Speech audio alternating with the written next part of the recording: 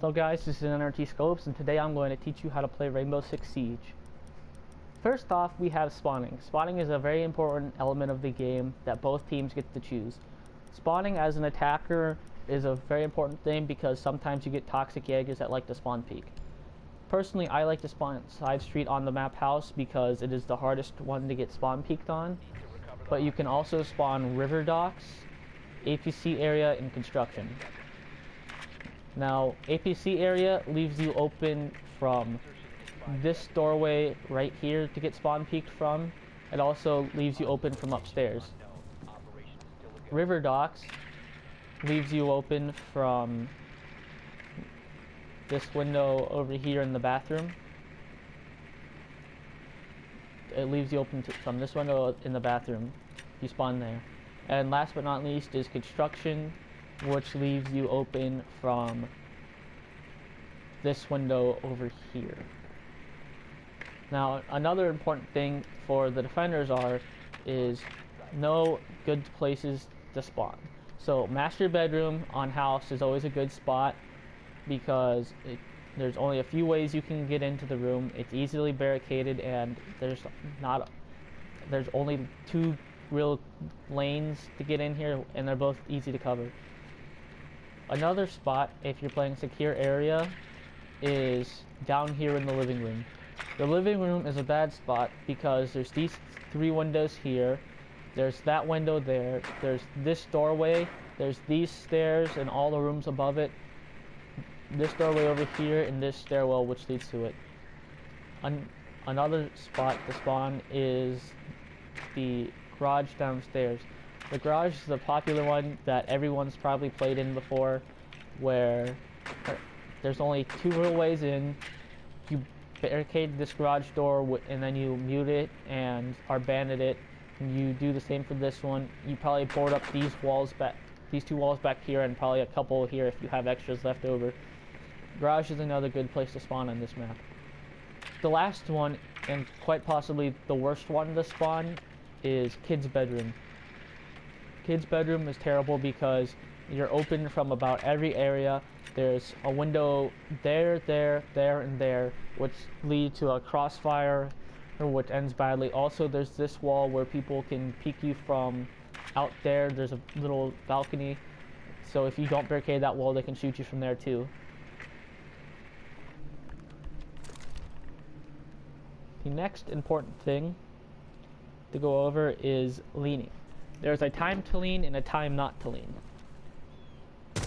When leaning, you can see around the corner better to gather more information, but there's also a time when not to lean. So watch out for the window in master bedroom. So here, Jake, go behind this wall right here. Jake, go behind this wall right here and lean around the corner.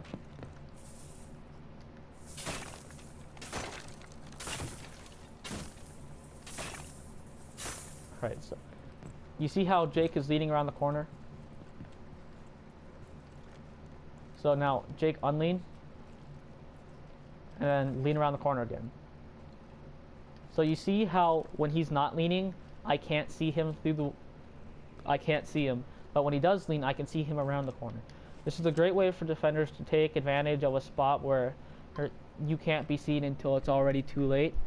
But also, there's a problem with leaning. If you walk around leaning like this, and you come around the corner, or if he's not leaning, if I lean, he can see me, and then I can't see him. Alright, if he's here, Jake, go lean around that corner.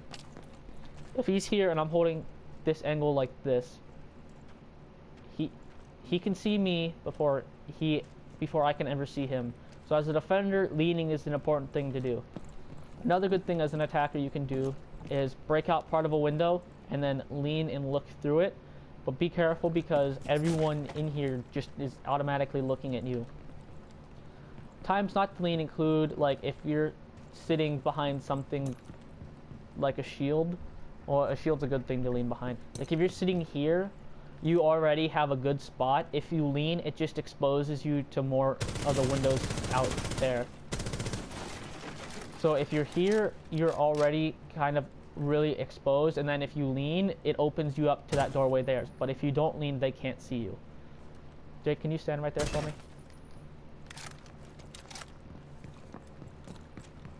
Although if an attacker leans across here, they can see you. If they're not, they can't. This is another instance where lean around corners, but don't lean in open hallways, because if you lean in open hallways, it gives you away, and then you're likely to just kind of get your head taken off. The final thing for this video is map control. Map control is something very important to take control of as an attacker. So what you do is you spawn, map control, you spawn and then you run into the house, right? And you want to make sure that you take a lot of map control in the house. So map control is a lot like kind of just checking out areas. So if you come from APC area out here, you want to make sure there's nobody in the kitchen, you want to make sure there's nobody in the dining room, and there's nobody in the office. If another person comes with you, they can check the living room.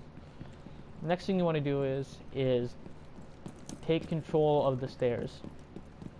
So like you and a buddy come here, make sure there's like no one in the bathroom that you can see, and so you now have control of the stairs and kind of this area.